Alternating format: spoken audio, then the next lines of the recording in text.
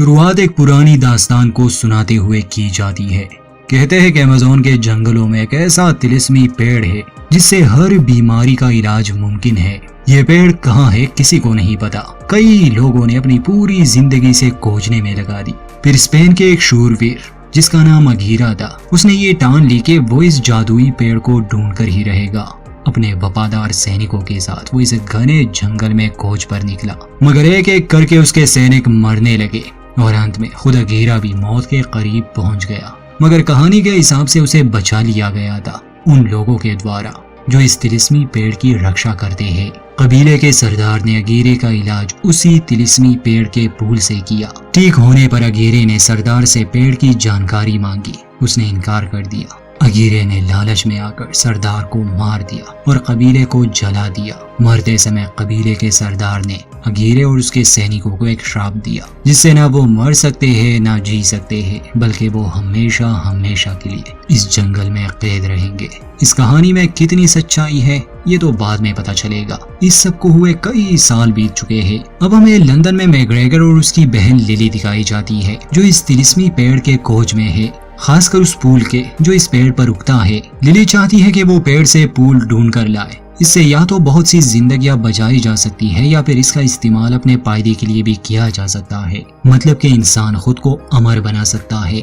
इंसान अभी तक नहीं सोच सकता, नहीं पता कि अगर ये पेड़ किसी गलत हाथों में लग गया तो इससे क्या कुछ हो सकता है। मैग्रेगर ब्रिटिश के रॉयल सोसाइटी के सामने टीयर्स ऑफ मून की बात करता है कि इसकी मदद से वो किसी भी बीमारी को ठीक कर सकते हैं। हाल ही में खुदाई के दौरान एक प्राचीन तीर की खोज की गई है जिसे ब्रिटिश म्यूजियम में रखा जाएगा। मैग्रेगर का कहना है कि दरअसल उस तीर की नोक ही वो चाबी है जो उन्हें उस तिलिस्मी पेड़ तक ले जाएगा। लेकिन मैग्रेगर के भाषण का वहाँ बैठे लोगों पर कोई असर नहीं हो रहा था। असल में मैग्रेगर और उसकी बहन लिली उस तीर की मांग कर रहे थे। उनमें से एक आदमी कहता है कि तिलिस्मी पेड़ जैसा कुछ नहीं होता, ये बस कहानियां है। वो उसके भाषण का भी मजाक उड़ाता है और कहता है कि अगली बार वो अपनी बहन के बजाय स्पीच खुद लिख कर आए तो शायद वो उसकी बात पर गौर करे। दरअसल ये वो दौर है जहां औरतों को ज्यादा राइट्स नहीं दिए गए थे और किसी औरत की बात को ज्यादा अहमियत भी नहीं दी जाती थी। अब सोसाइटी के मेंबर्स तो इन्हें तीर देने से इनकार कर देते हैं, मगर लिली इस मौके को हाथ से जाने नहीं दे सकती थी, इसलिए वो इस तीर को चोरी करने का फैसला करती है। वो चुपके से अपनी तलाश पर निकल जाती है। किसी तरह उस जगह पहुंच गई जहां पर उस तीर को रखा गया था। वो मर्दों के कपड़े पहन लेती है ताकि किसी की नजर में न आ सके और बड़ी ही चालाकी से उस बॉक्स के पास पहुंच जाती है जिसमें उस तीर का टुकड़ा था। वो वहां से निकल पाई इससे पहले ही सोसाइटी का मेंबर एक जर्मन प्रिंस को वहां ले आता है। असल में इस प्रिंस ने बहुत सा सोना दिया था ब्रिटिश म्यूजियम वालों को ताकि वो ये तीर का टुकड़ा उसे दे, क्योंकि यहाँ सिर्फ लिली और मैग्रेगर अकेले नहीं थे जिन्हें उस तिलिस्मी पेड़ की तलाश थी। खैर, बॉक्स खोलने पर पता चलता है कि तीर गायब है। प्रिंस की नजर लिली पर पड़ती है जो भागने वाली थी। सभी उसे पकड़ने की कोशिश करते हैं, मगर लिली बड़ी ही महारत से सीढ़ी का इस्तेमाल करके उस इमारत से निकल जाती है। ये देखकर प्रिंस को बहुत गुस्सा आता है क्योंकि वो पहले ही इसके लिए काफी दौलत दे चुका था, इसलिए वो म्यूजियम वालों को ही मारने लगा। मगर उसे ये जानकारी जरूर मिल जाती है कि ये लड़की कौन है। दूसरी तरफ लिली बहुत खुश थी क्योंकि अब उसे वो चाबी मिल चुकी है। वो प्लान बनाती है कि अपने भाई के साथ अमेज़न के जंगलों में चली जाएगी। हालांकि उसे इस बात की भनक तक नहीं कि उसने किससे पंगा लिया है। लिली का भाई उसकी तरह जज्बाती और निडर नहीं था, मगर लिली उसे अपने साथ जाने के लिए मना लेती है। तिलिस्मी पेड़ की खोज करना, इसमें लिली का सिर्फ यही एक मकसद था कि वो दुनिया के इंसानों को फायदा पहुंचा सके। और जाहिर सी बात है दूसरी तरफ से प्रिंस सरदर्द इसे अपने लिए इस्तेमाल करना चाहता था ताकि वो अमर हो सके। मैग्रेगर को उसका ये खतरनाक सफर वाला आइडिया ज्यादा पसंद नहीं आता, लेकिन वो अपनी बहन से बहुत प्यार करता है, इसलिए उसे अकेला नहीं छोड़ना चाहता और जाने के लिए राजी हो गया। सीन शिफ्ट होता है अमेज़न के नदी पर। हमें एक बोट का कैप्टन फ्रैंक दिखाया जाता है जो अपनी पुरानी बोट पर टूरिस्ट को जंगल का सैर करवा रहा था। जंगल को खतरनाक दिखाने के लिए वो तरह तरह के पैतरे आजमाता है और झूठी कहानियां भी सुनाता है ताकि वो टूरिस्ट से ज्यादा पैसे वसूल कर सके।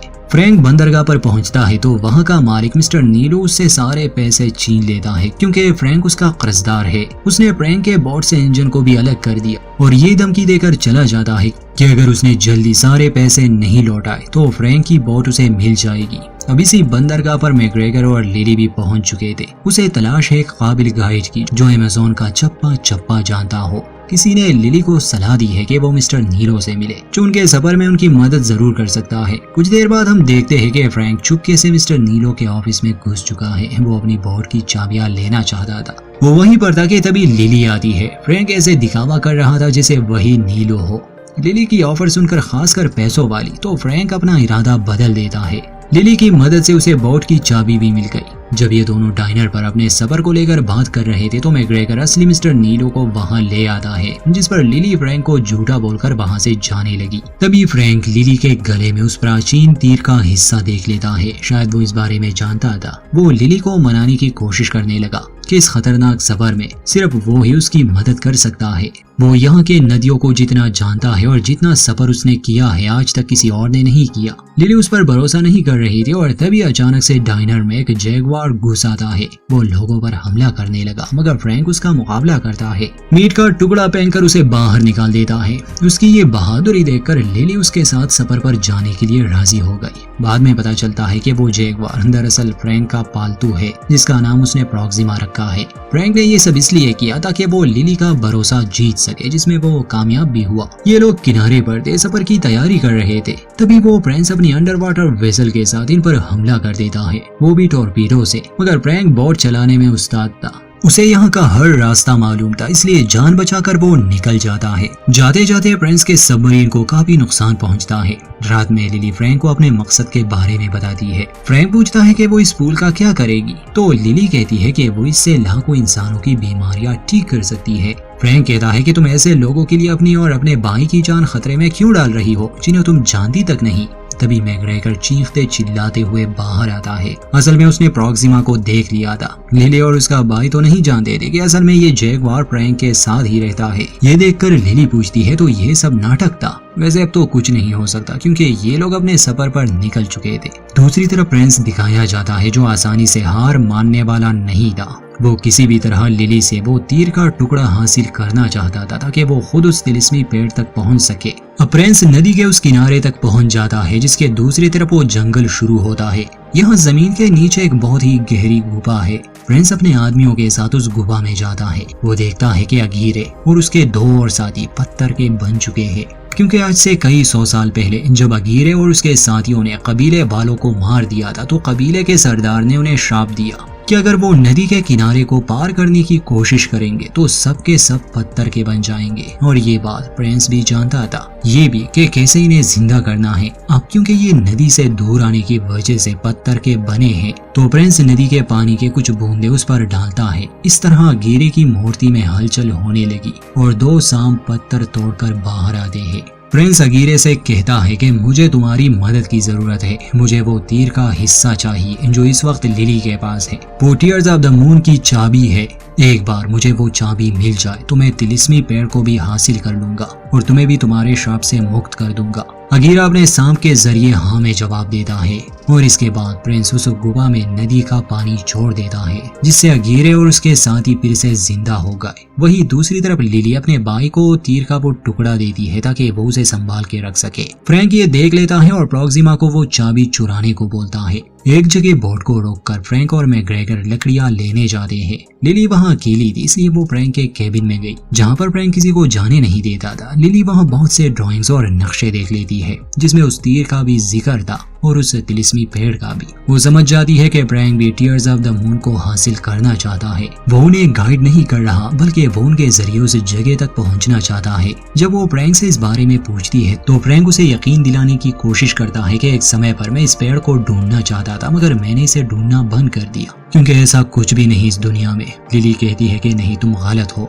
तुम्हें वो पेड़ इसलिए नहीं मिला क्योंकि तुम्हारे पास ये चाबी नहीं थी। ये लोग बातें कर ही रहे थे कि तभी कुछ जंगली लोग इन्हें घेर लेते हैं। इन्हें बंदी बनाकर सरदार के सामने पेश किया जाता है। फ्रैंक को इनकी भाषा आती थी। वो सरदार से बात करता है। लिली पूछती है कि तुम इनसे क्या बात कर रहे हो तो फ्रैंक बताता है कि इन लोगों को चाबी चाहिए तभी ये हमें यहाँ से जाने देंगे। मगर लिली हरगिज ये नहीं करने वाली थी। वो अपने हाथ खोलकर सरदार पर हमला करने की कोशिश करती है। तभी वो अपना मुखौटा उतारती है और बताती है कि फ्रैंक उन्हें पहले से ही जानता है और ये सब उसी के कहने पर हो रहा है, मतलब कि ये सब भी एक नाटक था और फ्रैंक नौटंकीबाज है। ये सुनकर लिली उसे एक जोरदार मुक्का मारती है। अब लिली जब कबीले के सरदार से बात कर रही थी, वो उस तीर के नोक पर बने निशानों को पढ़ने की कोशिश कर रही थी, जिससे उसे पता चलता है कि 2 दिनों में पूरा चांद रोशन हो जाएगा और जब ऐसा होगा तो उस तिलिस्मी पेड़ पर फूल खिलेंगे।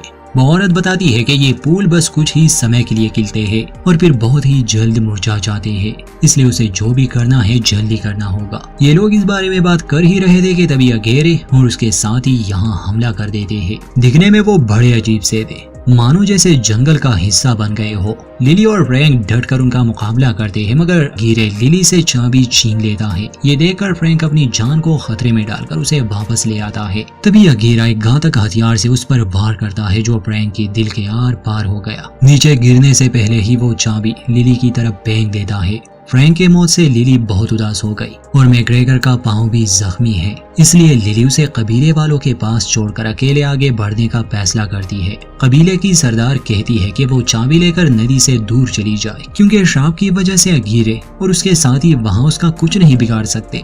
अगली सुबह लिली जब जंगल में घूम रही थी, उसे फ्रैंक मिलता है। वो देखती है कि इतने गहरे घाव के बावजूद फ्रैंक अभी भी जिंदा है। लिली खुशी से उसे गले लगाती है, लेकिन वो हैरान थी। वो देखती है कि फ्रैंक के शरीर पर कोई खून नहीं है और हथियार आर पार होने के बावजूद वो जिंदा है। तो फ्रैंक लिली को अपने बारे में सब सच बता देता है। वो कहता है कि दरअसल वो भी शापित है, उसे भी अगेरे और उसके साथियों की तरह अमर होने का श्राप मिला है। वो कहता है कि दरअसल मेरी उम्र 400 साल है। आज से 400 साल पहले मैं और अगेरे बिल्कुल भाइयों जैसे थे। फिर एक दिन उसकी बेटी बीमार पड़ गई और उसने फैसला किया कि वो तिलिस्मी पेड़ को ढूंढेगा। जब कबीले वालों ने उसे रास्ता बताने से मना किया तो गुस्से में आकर अगीरे ने सब कुछ तबाह करना शुरू कर दिया और उस चाबी यानी के तीर के उस टुकड़े को हासिल किया, जिस पर कबीले के सरदार ने मरने से पहले हम सभी को एक श्राप दिया कि हम हमेशा यहीं पर फंसे रहेंगे और अगर हमने नदी पार करने की कोशिश की तो हम पत्थर के बन जाएंगे। इसी वजह से अगेरे और उसके साथी पत्थर के बन गए थे, लेकिन मैं पत्थर का नहीं बन पाया क्योंकि मैं नदी के उस पार कभी गया ही नहीं। खैर, इसके बाद फ्रैंक के शरीर से उस बाले को निकाल दिया जाता है। अब लिली और फ्रैंक फैसला करते हैं कि वो दोनों टीयर्स ऑफ मून को ढूंढने जाएंगे, मतलब उस तिलिस्मी पेड़ को। लिली अपने भाई को कबीले वालों के पास छोड़कर फ्रैंक के साथ निकल पड़ती है। उनके जाने के बाद फ्रैंक किसी तरह मैग्रेगर तक पहुंच गया जो कबीले वालों के साथ है। वो उसे धमकी देता है कि अगर मैग्रेगर ने उसे ये नहीं बताया कि लिली और फ्रैंक किस तरफ गए हैं तो वो कबीले वालों को मार देगा, जिसमें बहुत से मासूम लोगों की जान चली जाएगी। मजबूर होकर मैग्रेगर उसे रास्ता बता देता है। सुबह होते ही लिली और फ्रैंक तिलिस्मी पेड़ वाले झरने के करीब पहुंच गए थे, लेकिन उन्हें वो दरवाजा नहीं मिलता जिसकी चाबी इनके पास थी। फ्रैंक पानी में जाता है और एक पंजरे में एक लीवर ढूंढता है। यहीं पर उस दरवाजे का रास्ता है, लेकिन फ्रैंक पंजरे के अंदर जा नहीं सकता क्योंकि वो रास्ता बहुत छोटा था। इसलिए वो लिली से कहता है कि उसे पंजरे में जाकर लीवर को खींचना होगा, लेकिन लिली को पानी से डर लगता था। तब फ्रैंक उसे हौसला देता है, जिसके बाद ये दोनों नीचे जाते हैं, लेकिन लिली का पैर एक ट्रैप में फंस गया। किसी तरह वो लीवर को तो खींच लेती है।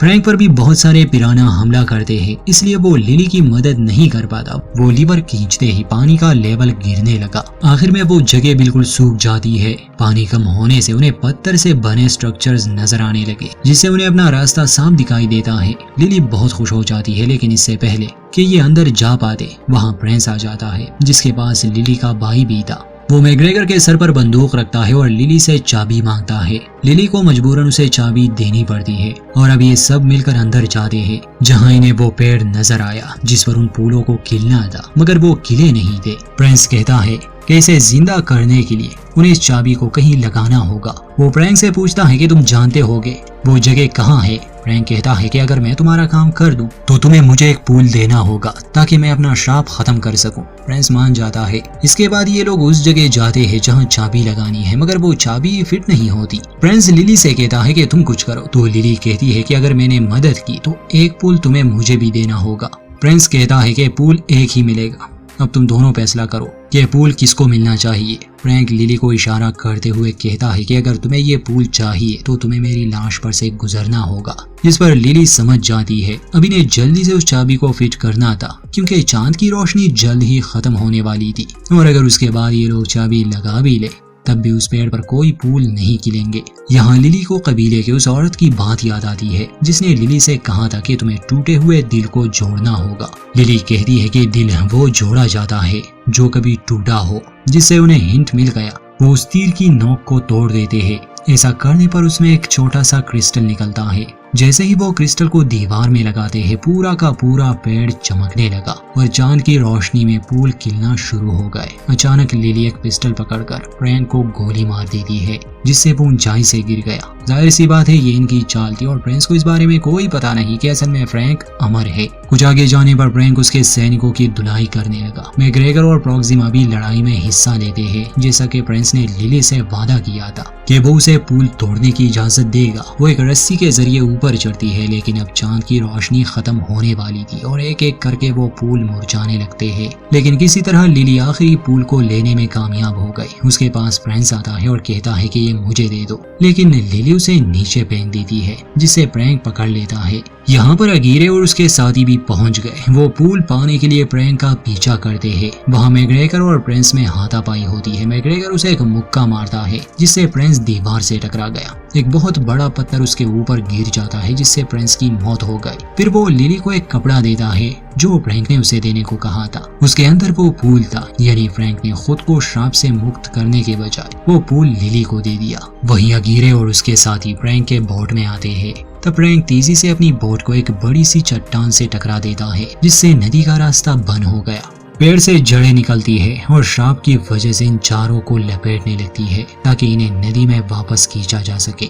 और इस तरह ये चारों फिर से पत्थर के बन गए। ये देखकर लिली को बहुत दुख होता है। वो तुरंत से फ्रैंक के पास आती है और बिना सोचे ही वो आखिरी फूल फ्रैंक के मुंह में रख देती है। कुछ देर तक वो इंतजार भी करती है मगर कोई हलचल नहीं होती। नाउम्मीद होकर वो जाने लगी कि तभी फ्रैंक आजाद हो जाता है।